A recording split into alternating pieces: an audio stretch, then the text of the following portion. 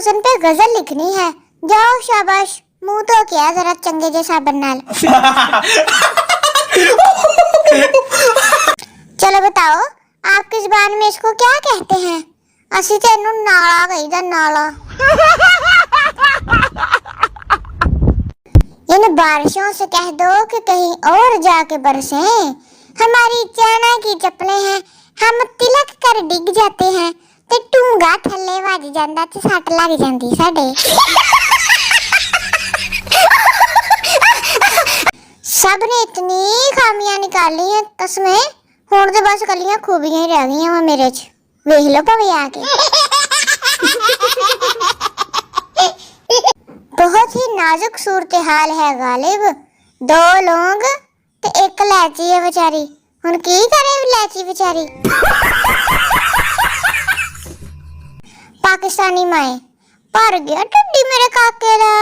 काका भावें पाटन लग पवे, काके दा भावें पटाका पै जावे ढिड्डी दे बाद च। पता नहीं अंग्रेज ठंडे मुल्कों में रहकर तरक्की कैसे कर लेते हैं। साडा तो रजाइयां विच निकलन ही नहीं दिल करदा, इन्नियां निग्गियां हो जांदियां रजाइयां। पाकिस्तान में सर्दी की 3 निशानियां। 1 साग लियाना, साग पकाना ते सुबह दोपहर शाम 5-7 दिन खाना। देग ही पका के रख लेंदे साग दी। पता नहीं किन्नू किन्नू साग इन्ना पसंद। ठंड आ गई है, सबसे पहले तो आपने घबराना नहीं, फिर आपने कांपना नहीं, तो फिर नहाना भी नहीं है।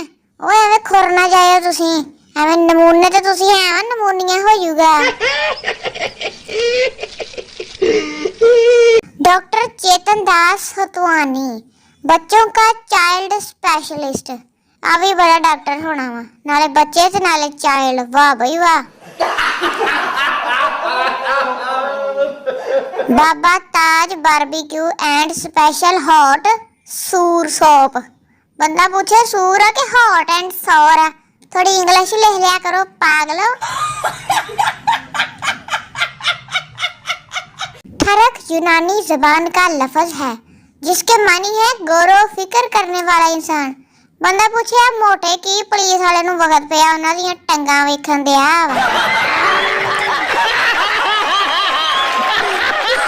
अफसोस ये पाकिस्तान है जो मुल्क इस्लाम के नाम पर लिया गया।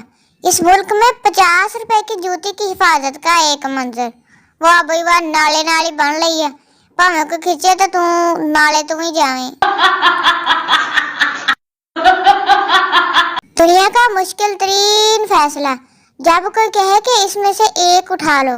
ना भाई ना, एक ना तो नहीं गुजारा हुंदा। एडवर्ड बनना कोई आसान काम नहीं है, सारा कुछ एक साथ करना पड़ता है। देख लो, पैम्पर लाने दा भी नहीं टाइम मिलिया गरीब दे बच्चे नु।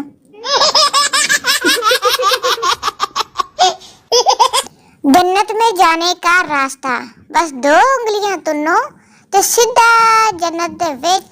अगले दिन ताड़ा कुलाना खत्म हो जाना। जरा चतरोल हो तो ये मिट्टी बड़ी जरखेज है साकी। वाह भाई वाह, पुलिस वाले दे डर तो वे किद्दां खड़े आ, नहीं ते एक दूसरे दे विच ही वजदे रहंदे कंजर।